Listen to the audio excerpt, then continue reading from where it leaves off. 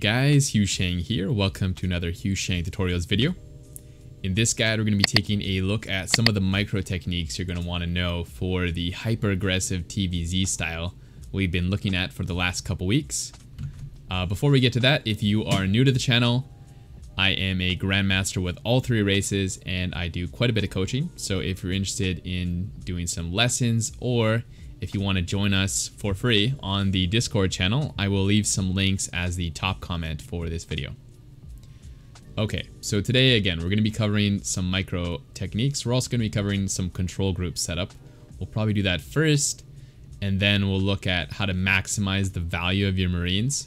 There's quite a few different techniques you might be using. Some are obviously a lot worse than others, so you'll want to know that. And then lastly, we'll be taking a look at some of the more strategy-specific techniques you'll want to learn, want to know. So yeah, let's get started with the control group setup. So we're going to try to keep this fairly simple. Probably that's going to be a theme for the majority of this video, is trying to keep the micros simple. So what you're going to want to do is put everybody on one control group to start off. And I'm going to be using 6, but these are actually probably the worst control group setup you could use. Probably you want to put your main army on 1, 2, or 3 is going to be much better. The reason I'm using 6 is because nobody taught me and I have some bad habits. But I would definitely recommend 1, 2, or 3 instead. And then what you want to do is pull these tanks off onto their own control group.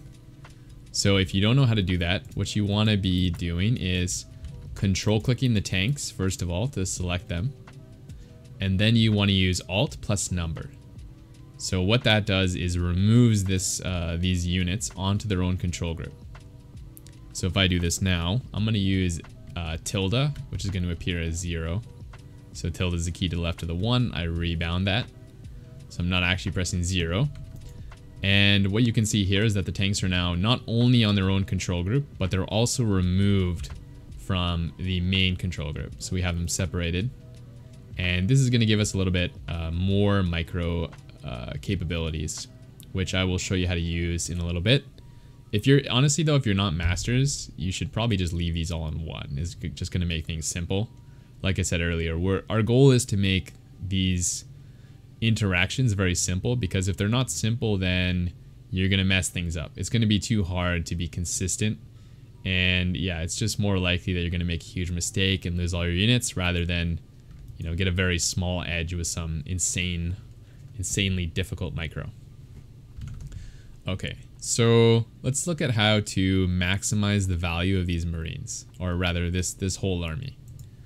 And the first thing I want to show you guys is that you want to be microing proactively rather than reactively. So I do a lot of lessons with Terran players, especially around the diamond level, and what I'm seeing a lot is people microing reactively. So what I mean is, actually let me give these units some upgrades real quick.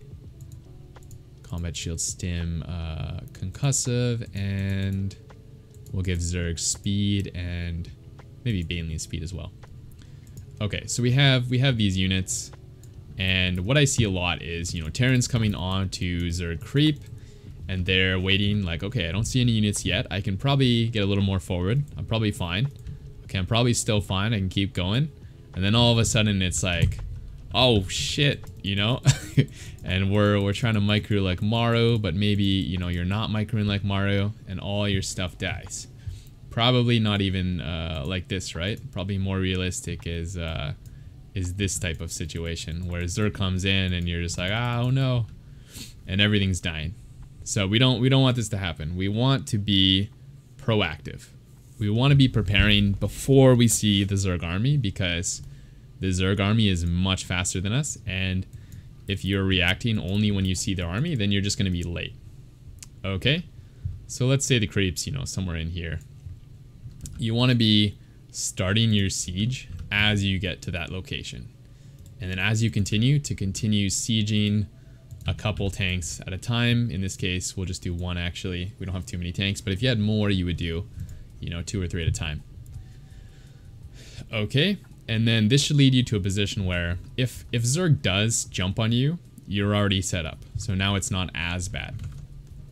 And this leads us to the second point I want to talk to you guys about with maximizing the value of your Marines.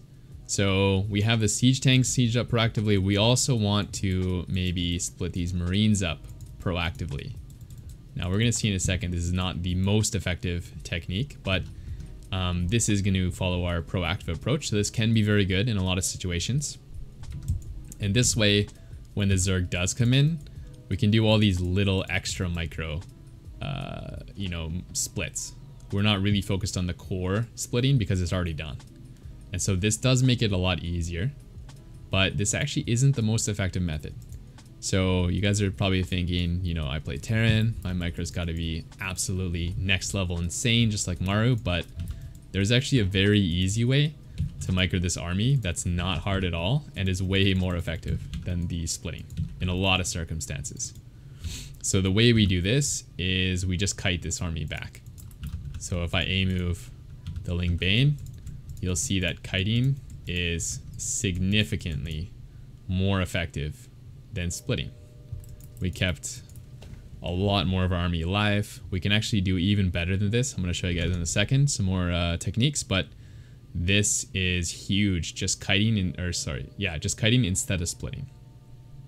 Okay, now that we got some of these Marine techniques out of the way, I want to talk to you guys about some of the other techniques that are very specific to this strategy that we're learning. So number one, we want to talk about why I'm splitting these tanks up like I'm doing. Why am I not putting all these tanks together? This might be obvious to some of you guys, but if you haven't learned this, you will see why. And actually, let's look at one tank first of all. So if we just have one tank sieged, and maybe this will show you guys right away, is if I move my Banelings into this one tank, it's actually one shot. So that means if you have your tanks together, they're very likely to overkill. So what I mean is you're not going to get the full effect of their splash. So now we have 3 tanks. And I mean, yeah, they're doing okay, but definitely not as good as if you had them split up. Also, if you do have them together like this, that means that you move them all together and then siege them all together, which means you're much more susceptible to them jumping on you. So make sure that when you come in with your tanks, you are slowly sieging them once you start to get on creep and setting up this sort of like line. And then there's one last reason you want to do this, and the last reason is that your opponent's units are going to get stuck on these tanks as they go. So if they A-move, they're going to focus on this tank before moving on, which means if you have this line, you have more time to kite. So if I siege them together like this and they come in, what you're going to notice is that the tanks are all starting to shoot, but as I back up, they're all going to focus on these tanks, which means the splash is better, which means you don't have as much time to kite, and so there's a lot of disadvantages doing it this way. All right, let's look at a pretty advanced technique here. Probably this is not going to be helpful for like 95% of you, but it's pretty cool. So we'll look at it anyways. If you are like high masters or GM though, this might be one of those techniques you want to implement. And this is the reason we're going to have these tanks on a separate key.